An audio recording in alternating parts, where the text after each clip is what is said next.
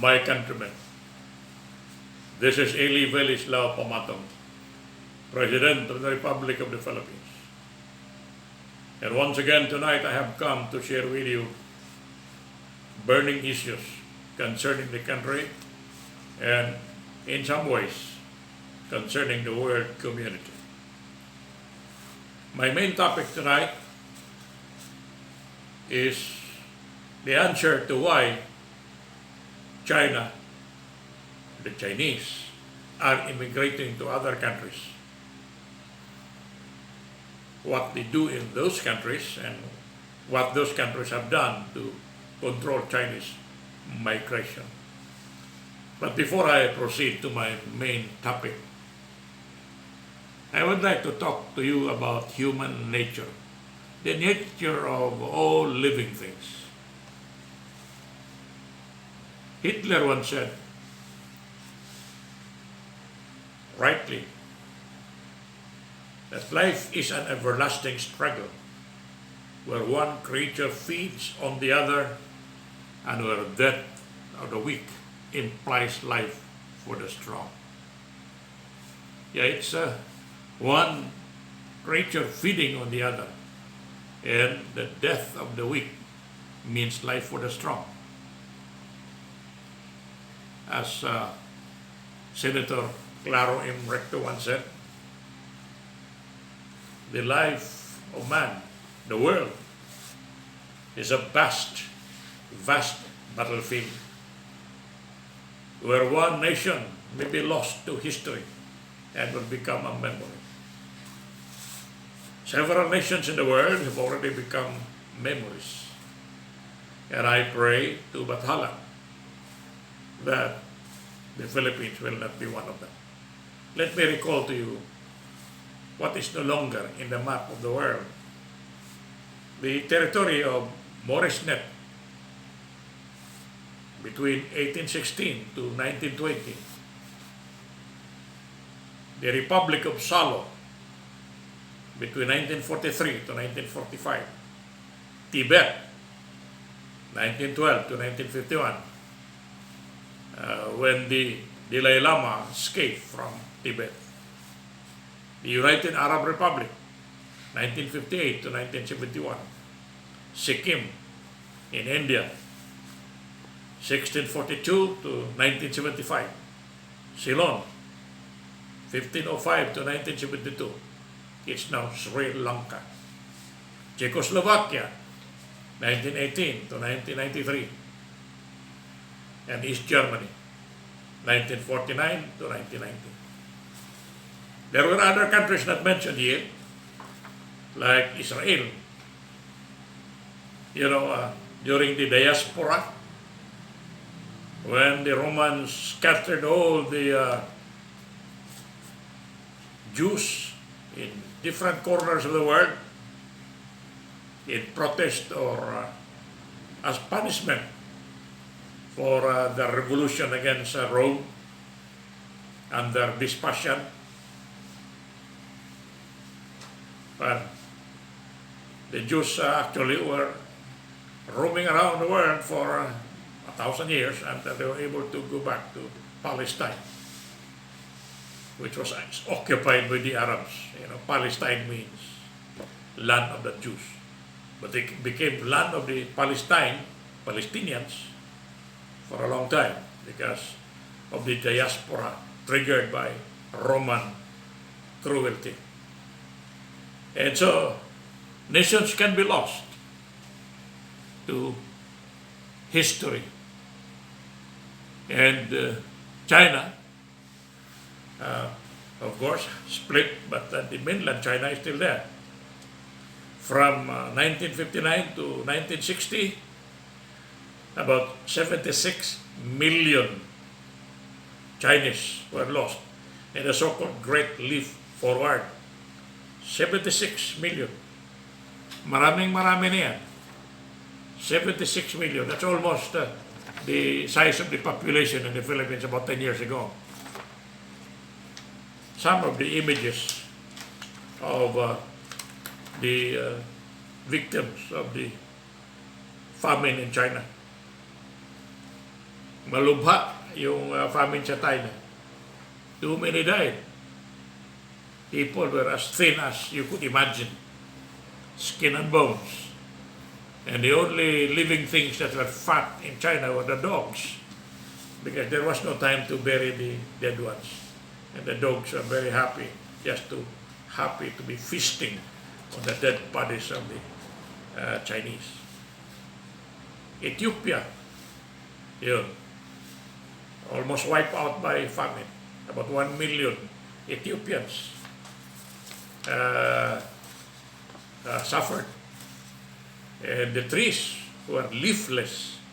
Walang dahon. Kinakain yung dahon nila. But 1 million died in spite of that.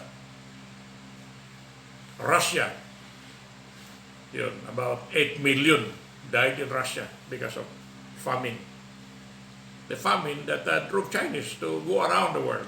I'm mentioning about the other countries that face famine. But I think the Russians did not go around like the Chinese to escape famine. And there were 8 million Russians who died. According to Khrushchev, a former prime minister, primer of Russia, the Russians went to the extent of eating their children. Well, that's in the Old Testament. They literally eat their children because they cannot survive without eating their children. Stalin got all the food from the farmers, brought the food to the front lines to support the soldiers who are fighting Germany. So about 8 million. Could you imagine 8 million? How many people are 8 million dying in Russia? I have some photos of that here.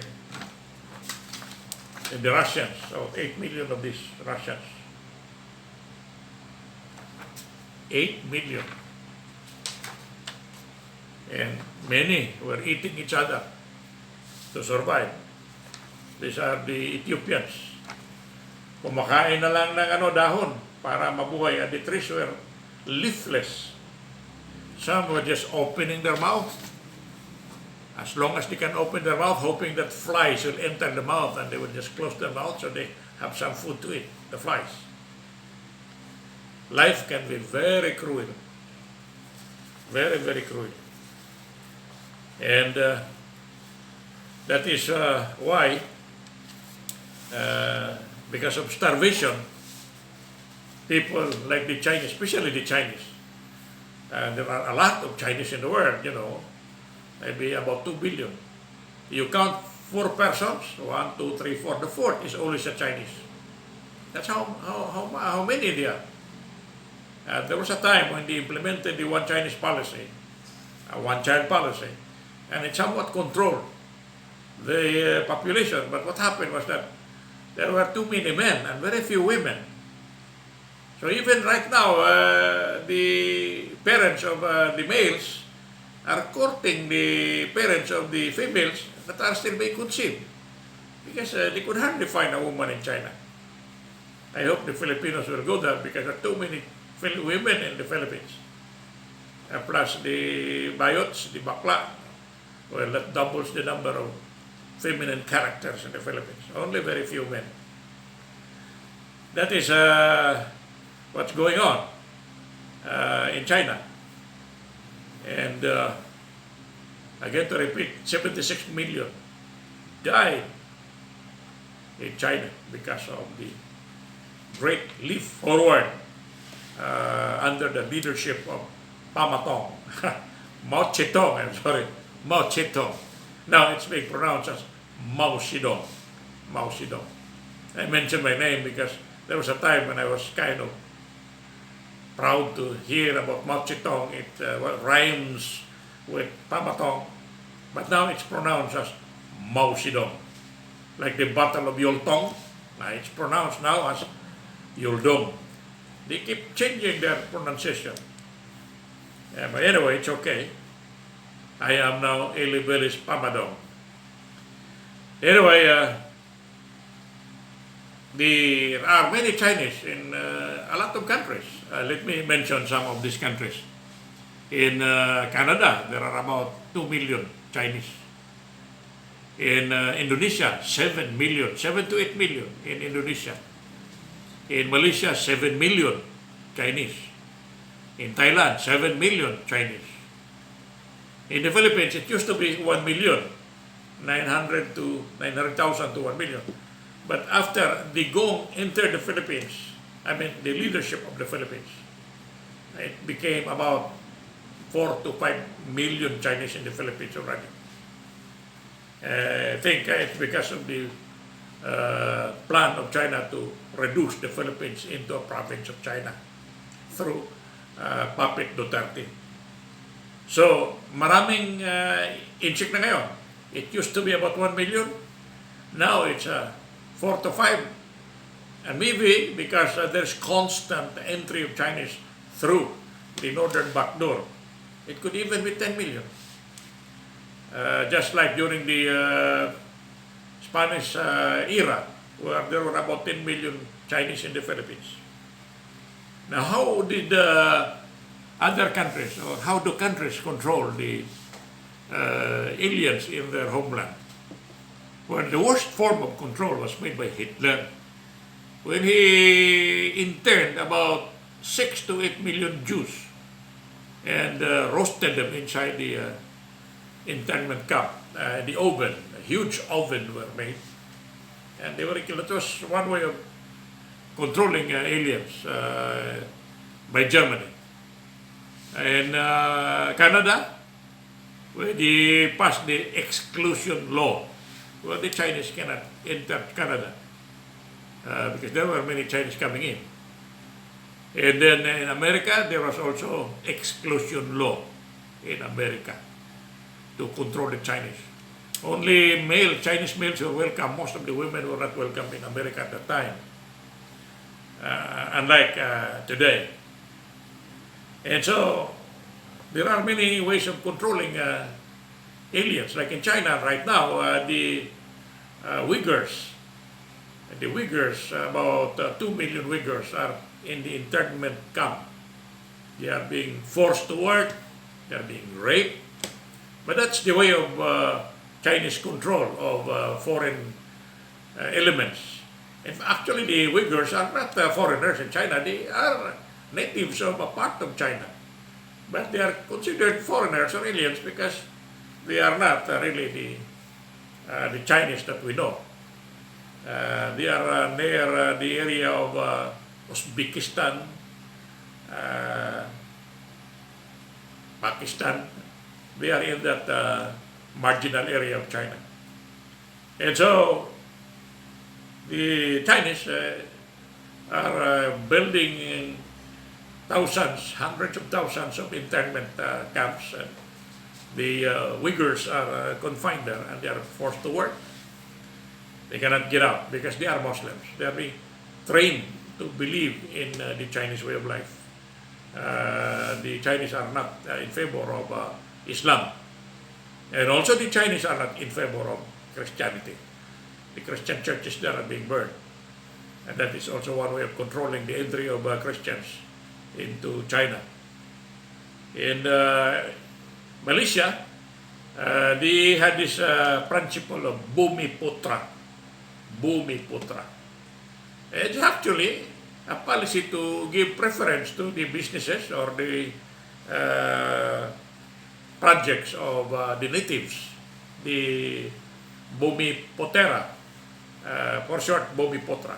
So they have this Bumi Putra policy to equalize the opportunity of the Chinese and the natives, or prefer the natives over the Chinese. Bumi Putra policy.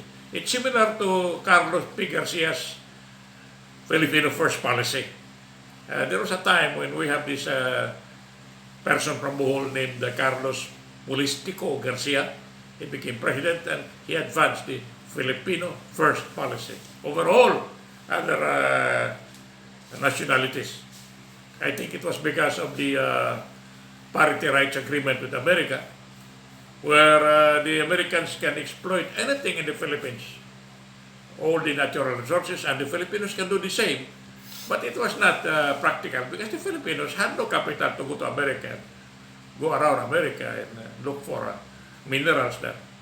Anyway, there was this Filipino first policy of Carlos P. Garcia that give preference to Filipino businessmen. In Indonesia, the kind of control was different. I will explain that later. About 3 million were massacred in Indonesia in the guise of controlling political parties or the government in favor of democracy. But actually it became a dictatorship. First it was a guided democracy under Sukarno, and then later on it became a dictatorship for 30 years under Suharto. So the way to preserve democracy, so supposed to be democracy, they massacred about 3 million Chinese. The rivers in Indonesia were red of Chinese blood. They were killed everywhere they were seen. The women were raped in the elevators. The women were raped in the streets. There was no law against the Chinese. The only law is that you kill Chinese. And that was allowed. I have some photos here for you to see. These are some Chinese tortured in Indonesia. Well, the Indonesian leader said it's wrong, but we have to do it to survive, because the Chinese were in control of, practically in control of Indonesia through the Partido Comunista of Indonesia. That was the biggest party, third biggest party in the world, the Partido Comunista ng Indonesia. It was so big, there were a lot of Chinese there, millions of Chinese. So they had to stop that party from controlling Indonesia with the help of the CIA. Now the communists in Indonesia were of course helped by Russia and China, because it happened during the Cold War. So the CIA was behind it, although I think the CIA was not involved in the massacre. They were observers. I think they knew. They are too, I would say, too good to not to know. So they knew the massacre in Indonesia. I had a lot of pictures of that. Here are Chinese in Indonesia. Their necks are tied like carabaos and pulled to their places where they were, to the place where they were massacred also. These are Indonesians hung on the tree like tamduli. Hang down your head, tamduli. I have a lot of pictures here, but there would be no need to show all of them. I just want to demonstrate some photos of the past that have been forgotten because probably of a lot of things that we have to do every day. These are the Uyghurs of I think I showed this already. Uyghurs of China. Millions of them are being interned and forced to work, and they are trained in the Chinese way of life. They are being re-educated and made to forget Islam. They are being brainwashed again and again into believing that their way of life is not good, is bad. So we have a lot of approach made by different countries on how to control immigration in their countries. Now, why are Chinese going to other countries? Well, you know, survival. They go to other countries like Canada, Thailand, Vietnam, not really because They want to help the host country. No, they want to survive. They come to the Philippines not because they want to help the Philippines. They want to survive. That's why they migrate to other countries. And because they are very good in business, they normally become the employers in the country where they go to, like in the Philippines. After 70 years, the Filipinos have become muchacho, muchacha, gardinero, gardinera, bodyguards, security guards, drivers. Well, as I used to say, they become midwives. Wives at daytime. I mean, maids at daytime and wives in the evening. Midwives, midwife, like that. Very sad. But of all countries that are being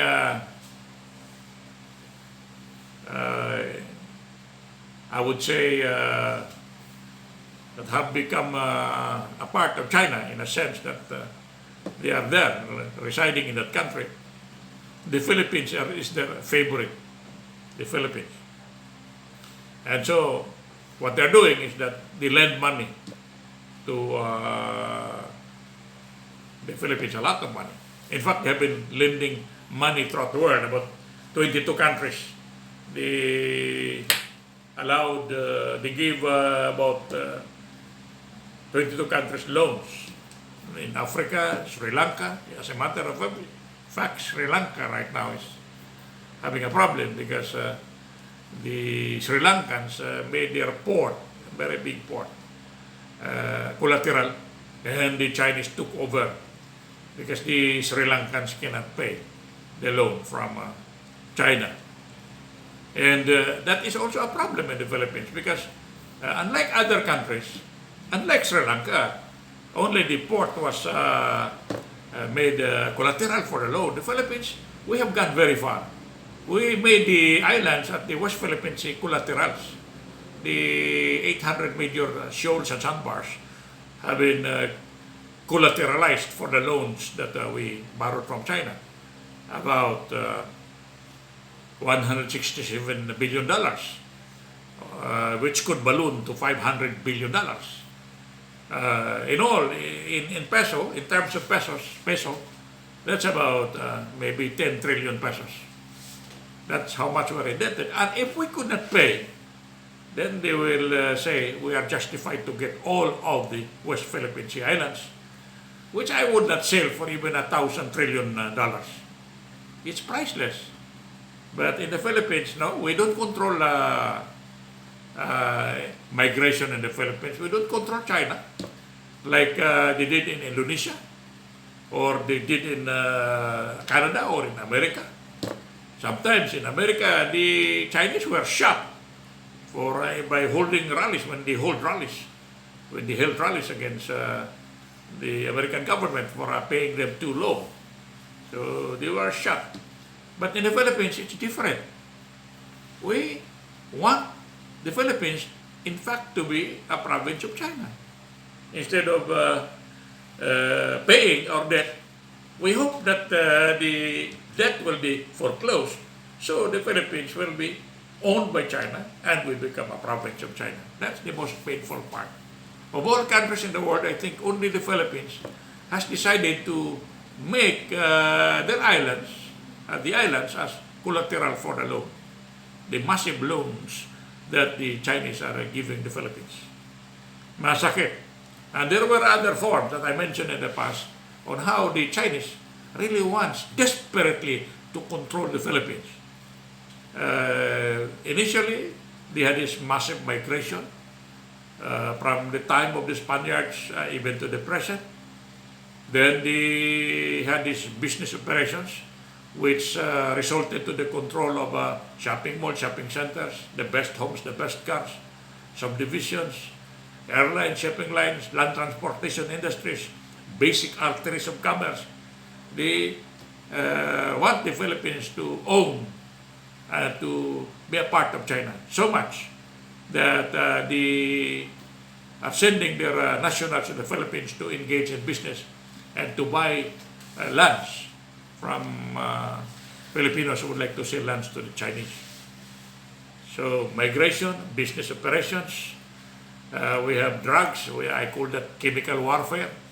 Now I think under the command of Duterte, then actual occupation of the West Philippine Sea by China, they are in control. In fact, you know that you cannot, the Philippine Navy has been threatened when they attempted to enter the exclusive economic zone of the Philippines to tell the Chinese to get out.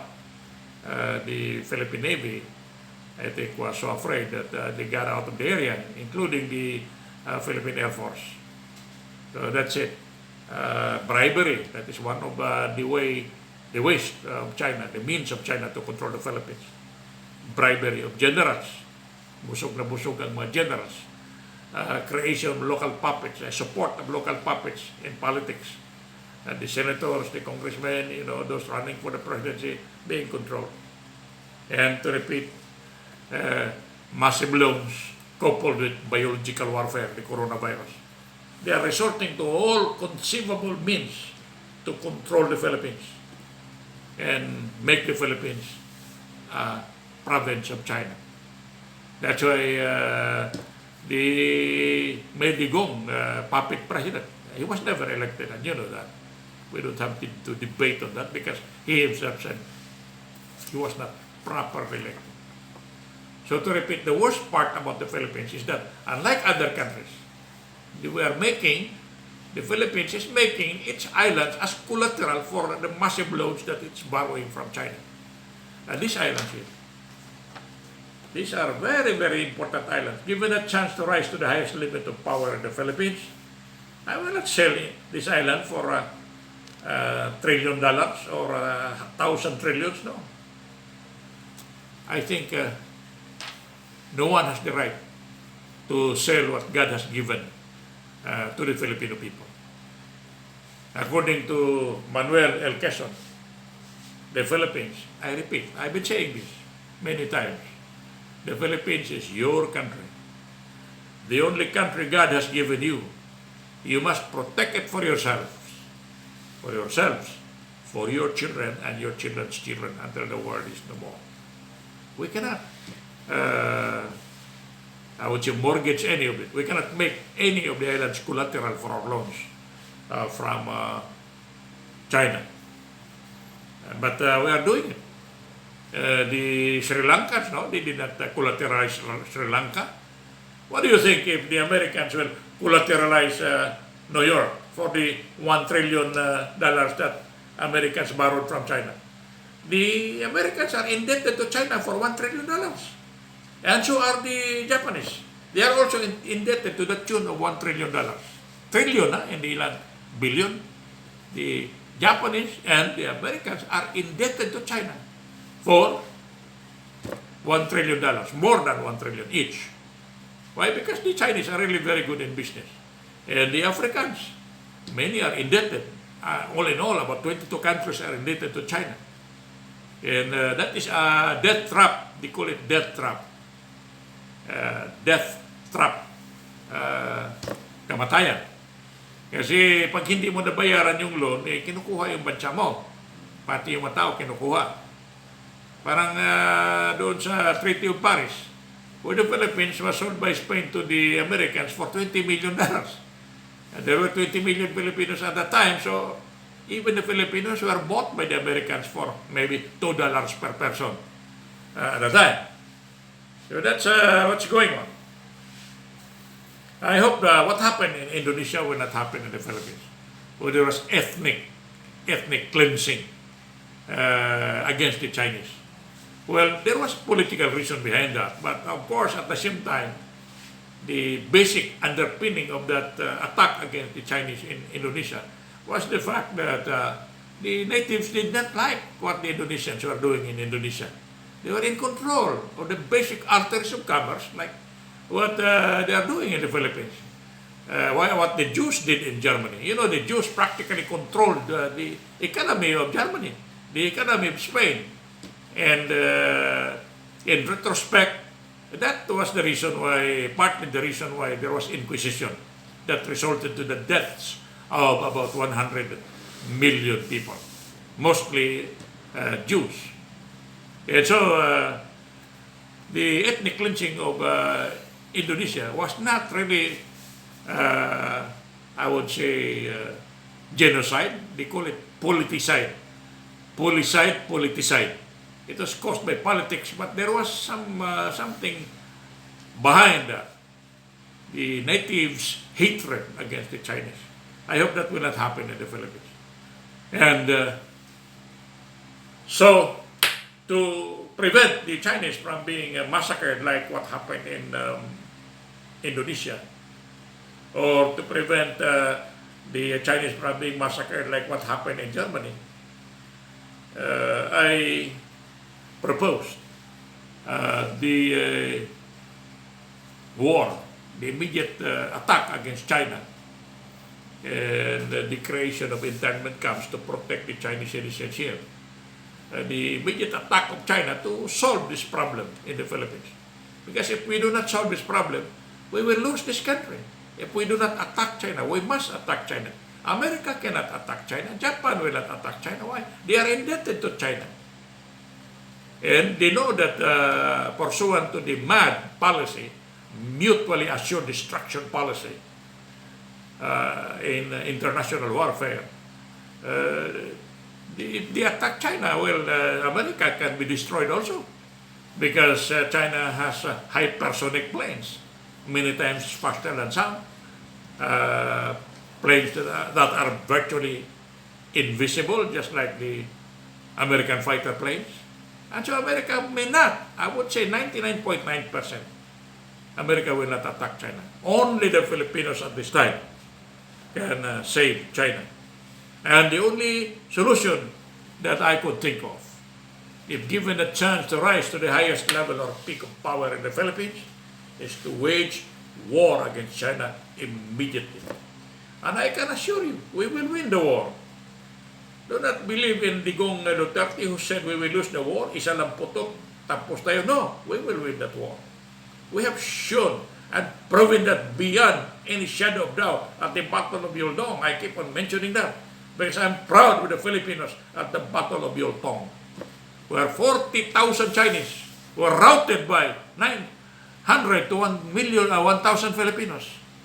We can do it again here. We can defeat the Chinese as we defeated the Japanese here in the Philippines. I repeat, there were 6 to 7 million well-armed, well-disciplined Chinese fighters in the Philippines against Filipinos who were armed with bolos, and rifles that were more dangerous to the users than to the enemy. Very old weapons. But we routed, we destroyed the army of the Japanese Empire, the invading army of Japan, the Imperial Army. We destroyed the army of the rising sun. Why? Because we were united. And we are among the best fighters in the world, according to General Lawton. Henry Ware Lawton said, when he saw Filipinos fighting in the trenches in the Philippines, jumping into the mouths of cannons, he said, "Oh my God, these are the bravest men I have ever seen." Coupled with the comment of MacArthur, when he saw the Filipinos fighting at the Battle of Yuldong, he said, he commented, "Give me 100 Filipinos, and I will conquer the world." So, you Filipinos who are listening to me, trust me, we can win the war against China. We are winners. We are winners. Kudarat won in all the battles in Mindanao. Lapu-Lapu won in the Battle of Mactan. Dagoy won in the battles of Bohol. We won in the battle against China, Spain, except that we were double-crossed by America. We won in major battles. We lost at Corridor, but it was not us who lost at Corridor. The Americans lost that. And when the Americans escaped to China, MacArthur, we fought toe to toe, belt to belt, and crushed and routed the Japanese Empire to shame, to humiliation. We can do it again. My only solution right now as true president of the Philippines, that if the armed forces of the Philippines will only support me, if the Philippine National Police, if the Filipino people will support me as your true president, their true president, I will wage war immediately. And I assure you, before God, before the august bar of history, that we will not only win, we will prevail in the coming war against China. And we have no choice. The only choice we have is to fight and win. I think I have said enough. Thank you and good night.